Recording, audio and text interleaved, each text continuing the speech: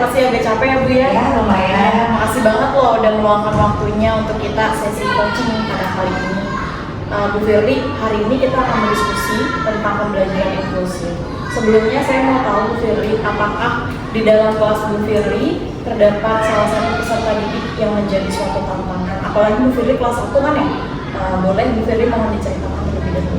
Di tahun ajaran baru ini, alhamdulillah saya mendapat kesempatan di kelas 1 lagi, dan memang alhamdulillah di tahun ini mungkin agak sedikit beda ya.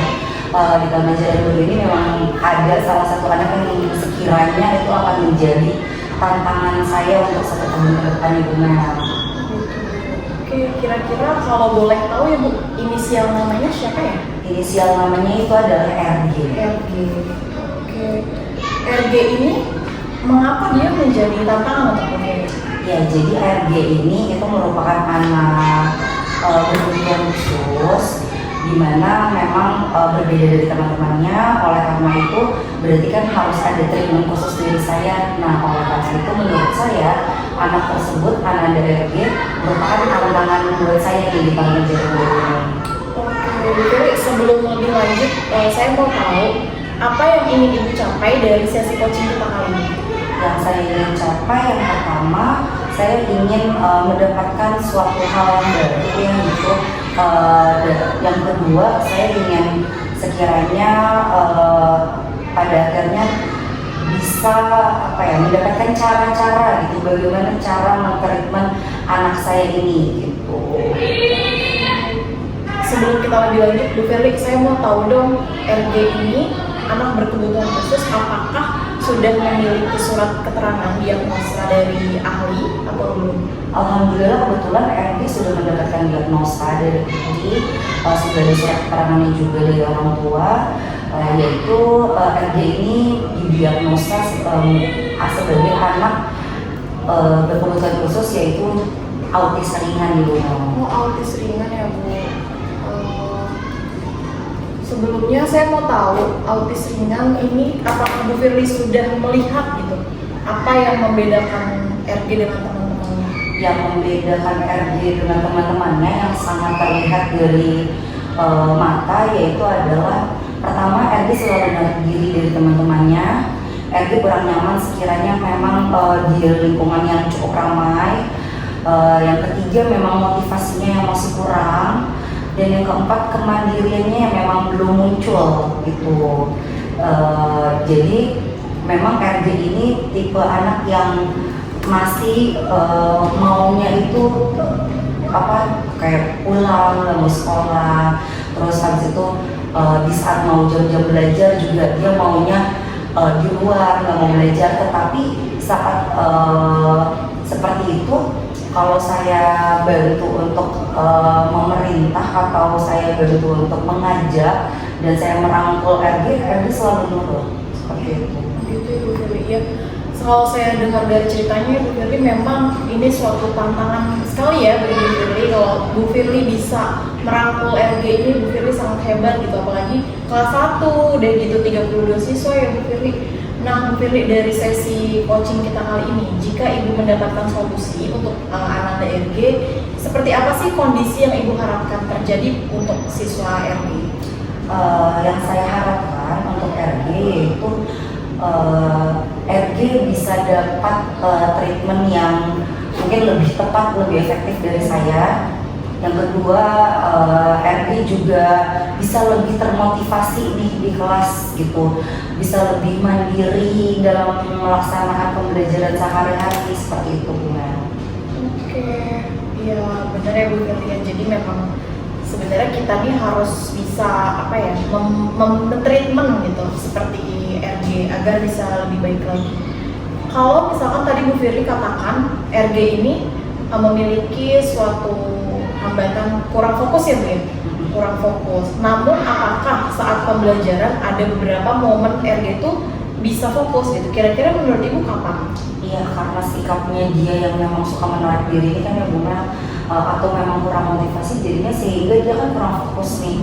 Nah, tetapi memang ada beberapa momen yang sekiranya RG ini pada akhirnya bisa fokus, yaitu pada misalkan kayak seperti kemarin, beberapa hari lalu adanya penggunaan media, lalu adanya permainan yang diselipkan atau yang disambungkan dengan pembelajaran, itu dia lebih tertarik dan lebih pada akhirnya ingin mengikuti gitu, tanpa saya harus mengingatkan seperti itu. Gitu. Jadi diberikan media yang menarik gitu ya Bu ya? Iya betul. Selain media yang menarik, ada lagi nggak sih Bu hal yang Ibu lakukan untuk RG? Kalau hal yang saya lakukan untuk RG, sudah pasti RG ini saya dudukkan di tempat dekat dengan tempat duduk saya, gitu. Yang kedua, karena saya tahu memang RG ini belum memiliki kemandirian seperti layaknya teman-teman yang lain, memang saya masih membantu, tetapi bantuan dari saya itu saya mengarahkan. Gitu. Memang di awal saya masih membantu memasukkan barang-barangnya atau membantu mengeluarkan barang-barangnya yang diperlukan. Nah, tetapi sekarang memang saya lebih ke mengarahkan, ayo dibuka dulu tasnya, sletingnya dibuka, diambil benda yang misalkan saya perintahkan, misalkan contohnya buku di kelas 1 memang ada tandanya. Nah, kalau saya bilang ayo coba lihat bukunya yang bintang merah, ini sudah bisa diarahkan, tapi memang harus benar-benar saya arahkan, saya ada di situ. Dan saya perintahkan misalkan buka sleting dulu, lalu ambil buku yang berwarna merah, ambil kotak pensilnya. Nah, kalau untuk itu setelah saya arahkan begitu, Herdi sudah bisa sendiri sebenarnya gitu. Tetapi memang tidak ada kurang fokusnya dalam dirinya dia. Kalau pembelajaran sudah dimulai, sudah dipersiapkan pembelajaran dia, memang kita harus sering-sering mengingatkan. Jadi saya langsung kalau dia sudah terpecah fokusnya, ayo nak dikerjain, saya tunjuk mana yang harus dikerjakan, di mana dia harus kerjakan gitu, saya arahkan. Oh iya, jadi memang penempatan tempat duduk itu sangat penting ya, Iya, jadi betul. untuk Ananda seperti Betul. RG ya.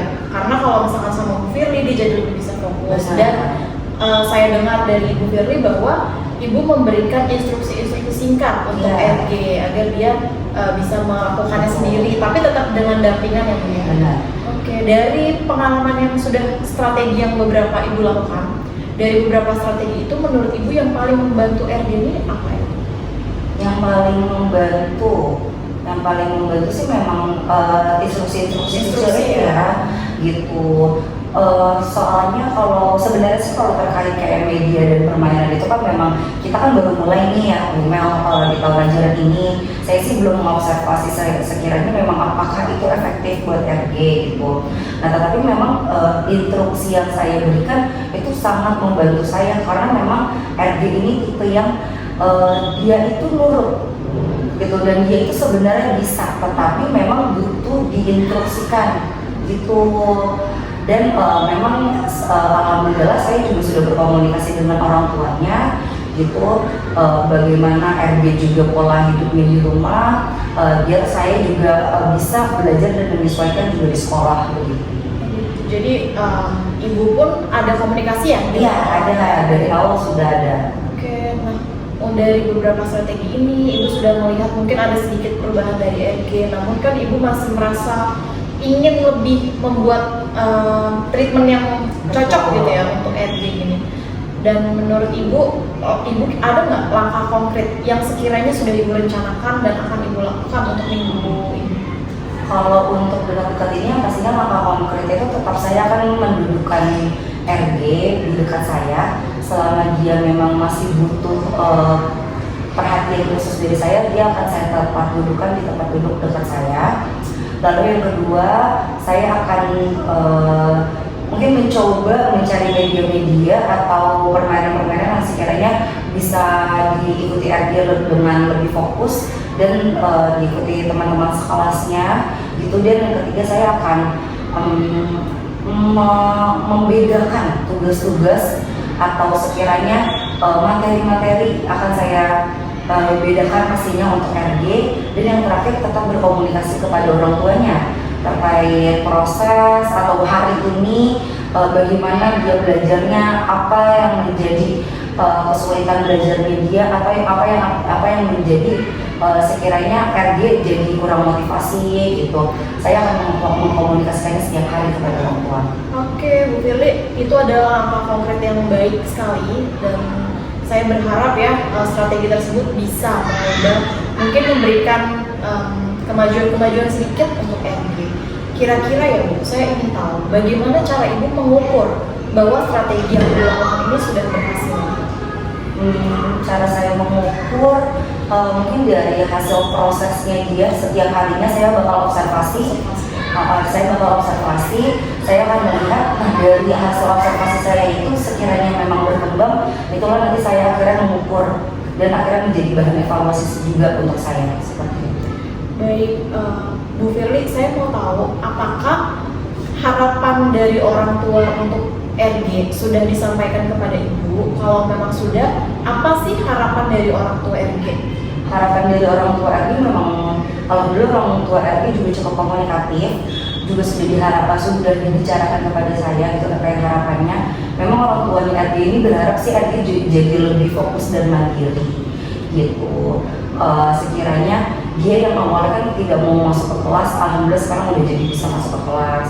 Yang tadinya nggak mau ditinggal, alhamdulillah sekarang ditinggal juga sudah bisa gitu. Dan orang tua RG juga berharap sekiranya ada perkembangan yang RG ini jadi memiliki teman gitu, bisa mengikuti pembelajaran dengan baik seperti itu. Oh, berarti harapan dari orang tua si RG ini memang lebih kepada fokus, Iya, fokus, kemandirian. iya. Jadi orang tuanya tidak hanya selalu menuntut nilai ya, Bu, Iya. ya. Memang baik seperti itu gitu. Jadi hanya berharap pada perkembangan Iya, kecil dari RG. betul. Lebih baik. Bu Firly, semoga strategi yang sudah Ibu pilih dapat membantu perkembangan RG.